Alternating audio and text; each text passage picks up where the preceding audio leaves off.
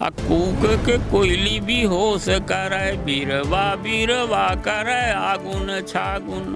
अब बोल कबीर कहाँ लड़िका, भौजी माख न मानाया बाएगा फागुन। अहोरी का रंग तो ऐसा चढ़ा कि छोड़ाओ छूटे न लगाओ मसागुन। झूठ का नारा लगावा न लगी, झूठ का नारा लगावा न लगी, जीभ माँ तारा लगावा न लगी। ईंट सगली खत गई दीवाल की जब, तब वमा गारा लगावा न लगी। लगी जब भूख सब भक्ति भजन उद्यान लागत है, बड़े ज्ञानियों का रोटी माँ घुसा भगवान लागत है। बीरवा कहे पहाड़ से नैनन असुआ ढार, दादा हम कट के चलन लैले राम जोहार। दादा हम कट के चलन लैले राम जोहार। पद्मश्री मिलने के बाद आपके खर्चे बढ़ गए? खर्चे बढ़ गए। कोई भी कार्यक्रम होगा तो होगा मुख्य अतिथि बाबूलाल दाहिया, तो अब आपको जाना पड़ता है क्योंकि समाज में रहते हैं तो समाज का सम्मान करना है।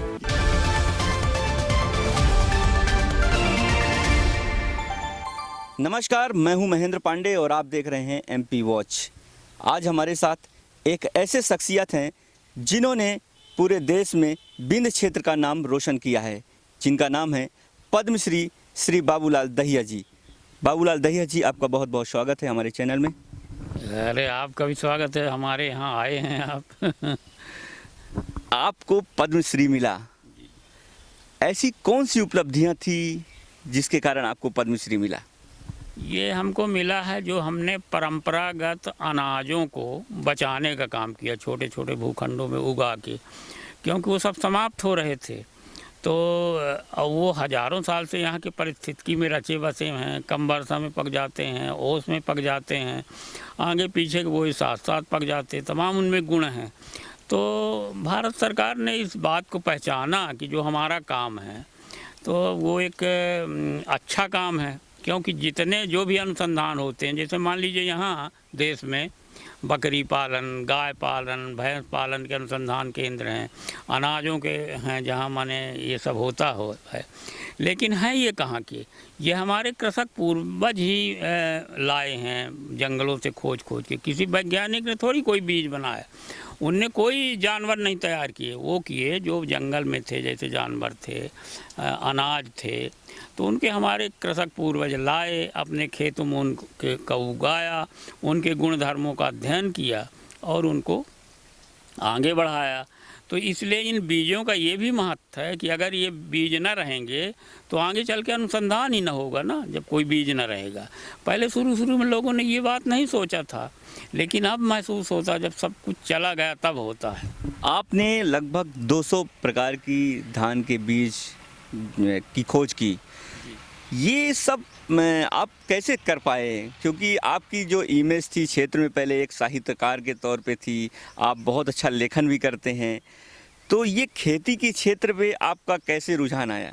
देखिए, ये साहित्य से बिल्कुल रिलेटिव काम है, जुड़ा हुआ है। क्या था कि मैं लोक साहित्य में काम करता था।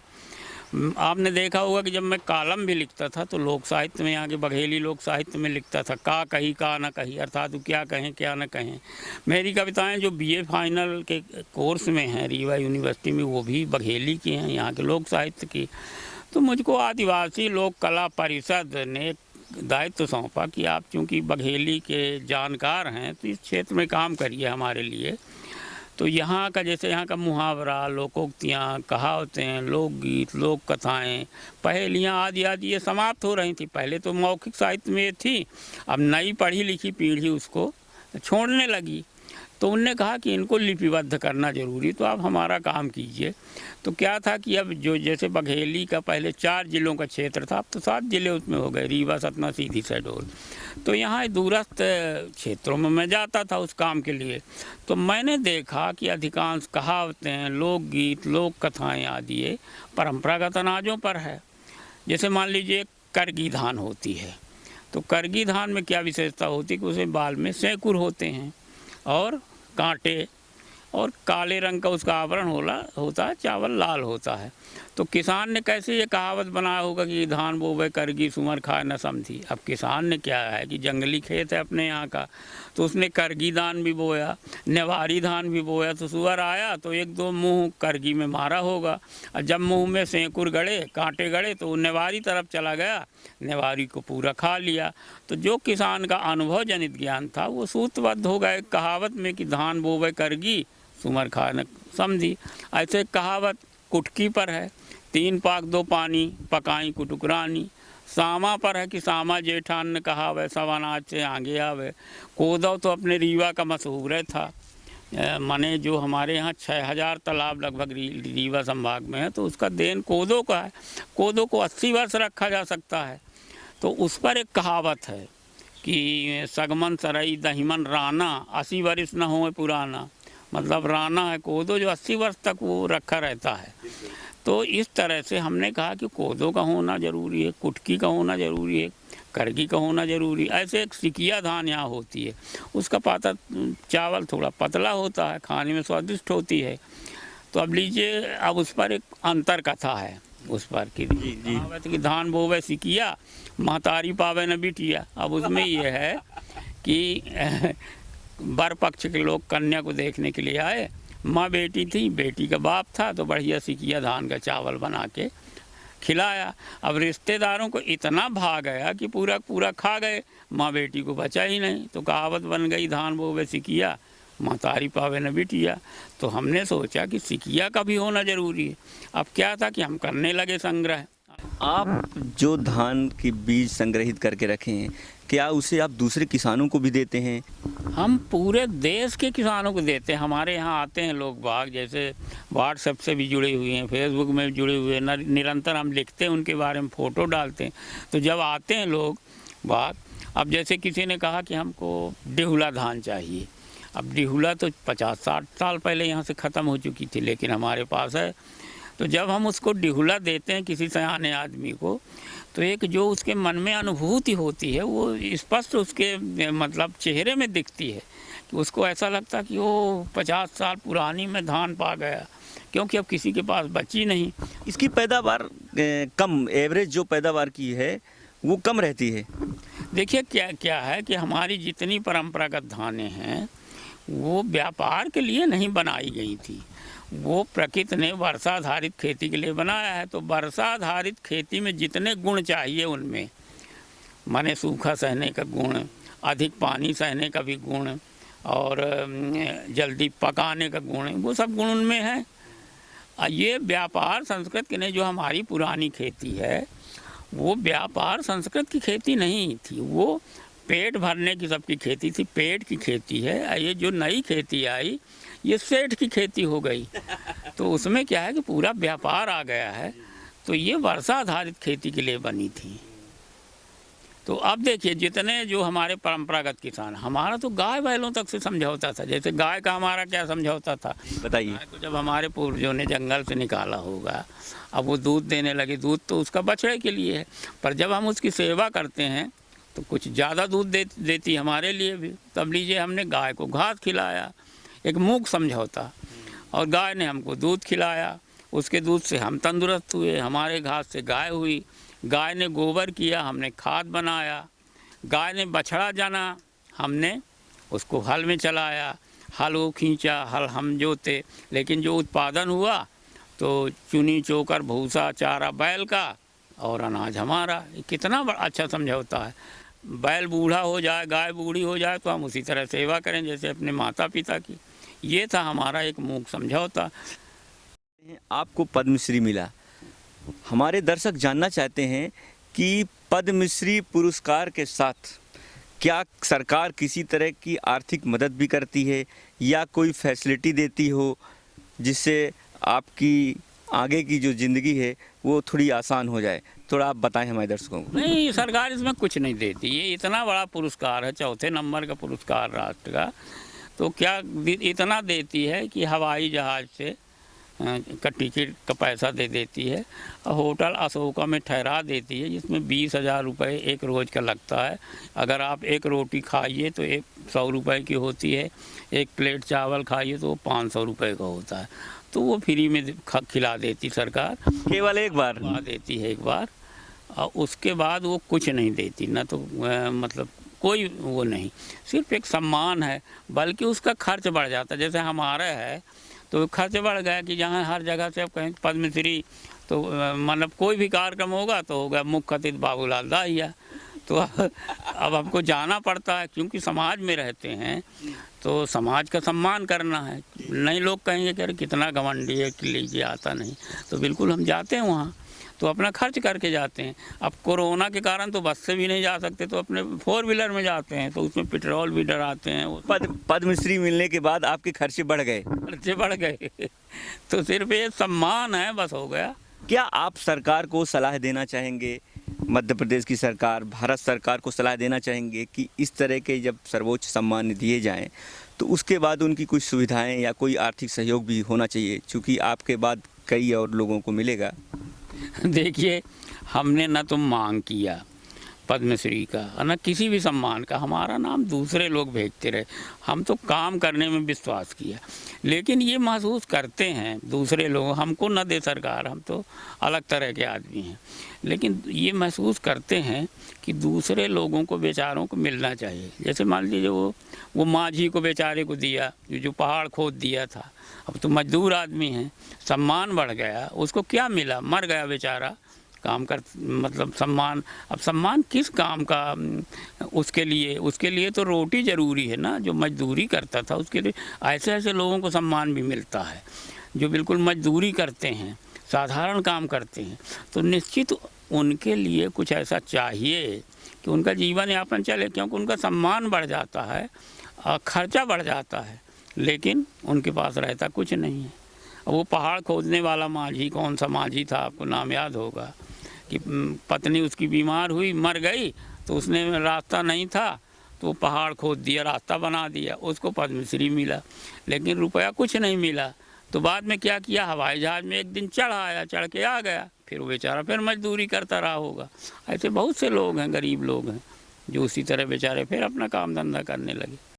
आप बघेली की कविताएं भी लिखते हैं, और अभी तक आपने कितनी पुस्तकें लिख चुके हैं साहित्य के क्षेत्र पे? साहित्य के क्षेत्र में 2 तो हमारे काव्य संकलन निकले हैं, और 6-7 किताबें हमारी लोक साहित्य में निकली हैं। यहाँ के मुहावरे लोकोक्तियों की हो गई, लोक कथाओं की हो गई, पहेलियों की हो गई, और लोक गाथाओं की हो गई, लोकगीतों की हो गई, बच्चों के खेल गीत की हो गई। माने बच्चों का खेल गीत जो होता है ना, तो वो माता पिता से नहीं सीखते, बच्चे ही बच्चे से सीखते हैं। जैसे इत्ते से एक आध उदाहरण?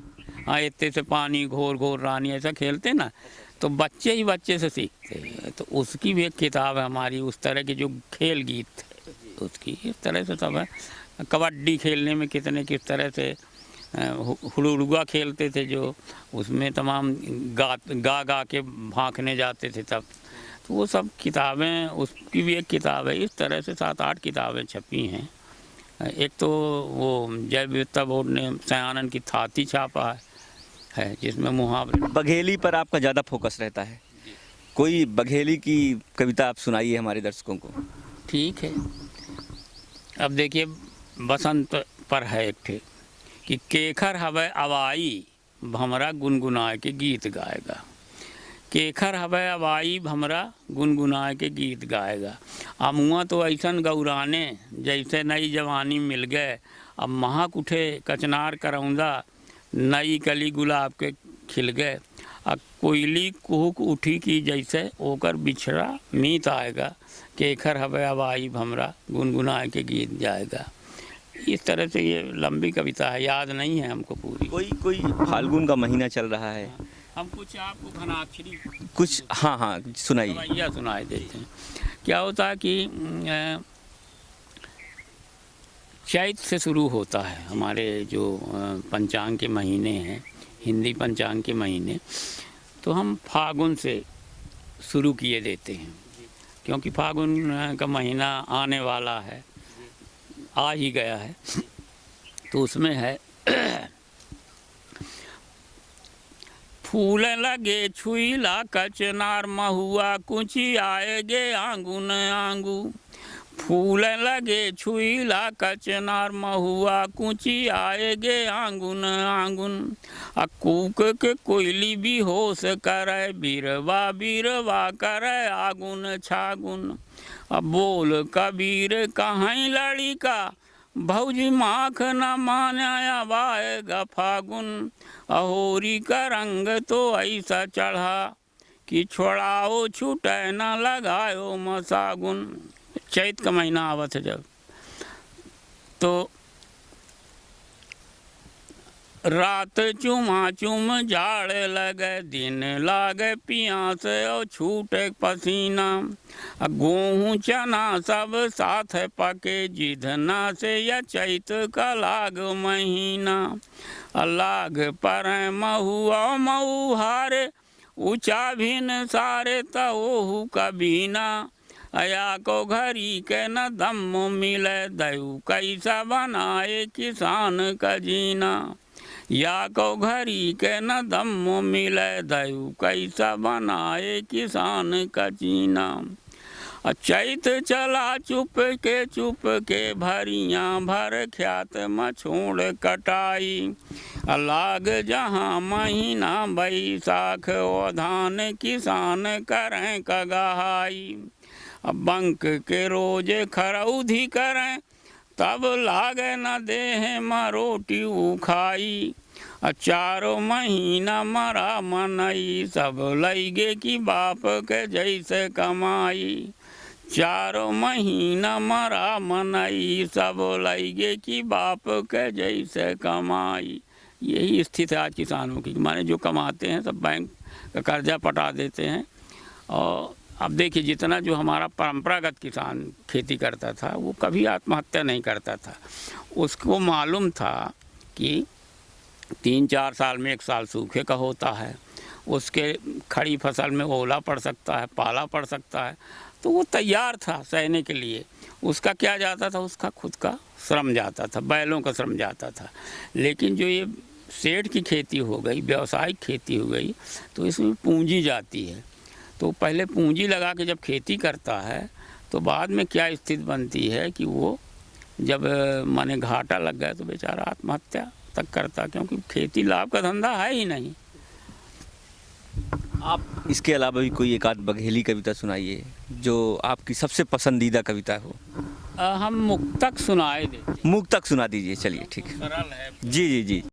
सबके आज़ादी घर आई कहाँ, सबके आज़ादी घर आई कहाँ, पाट पायन बीच के खाई कहाँ।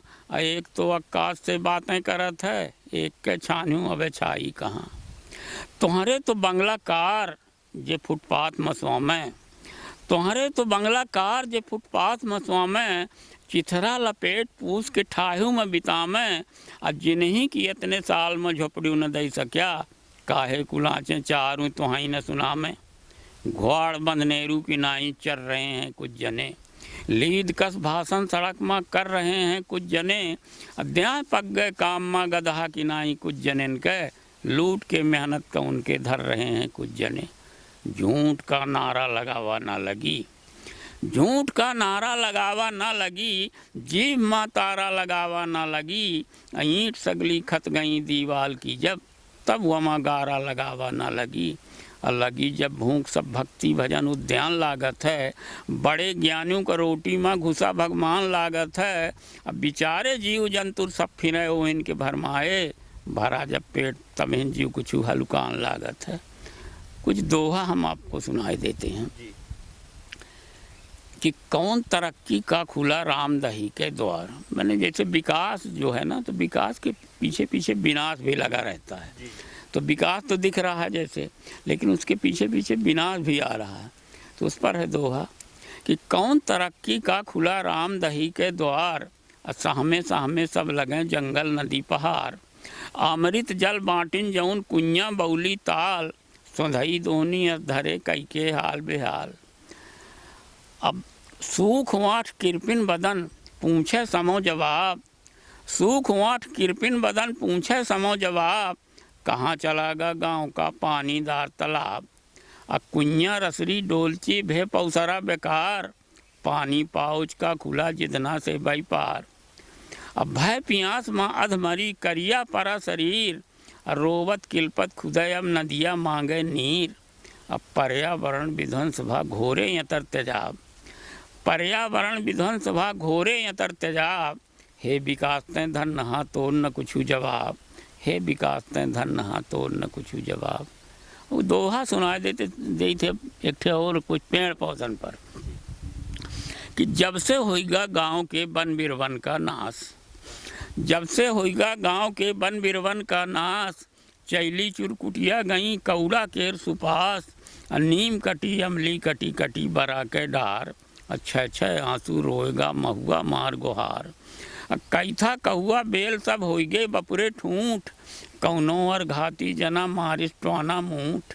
अब तो मारे शर्म के ओरहन बने न देत, तख्ते ताकत खाए गए बारिन सगला खेत। हर बहेरा आमला कट गए तीनों बैद, हर बहेरा आमला कट गए तीनों बैद। ना कटवैये भा कुछू जुर्माना की कैद, कोयली रहे चुपान अस जस को मौनी संत।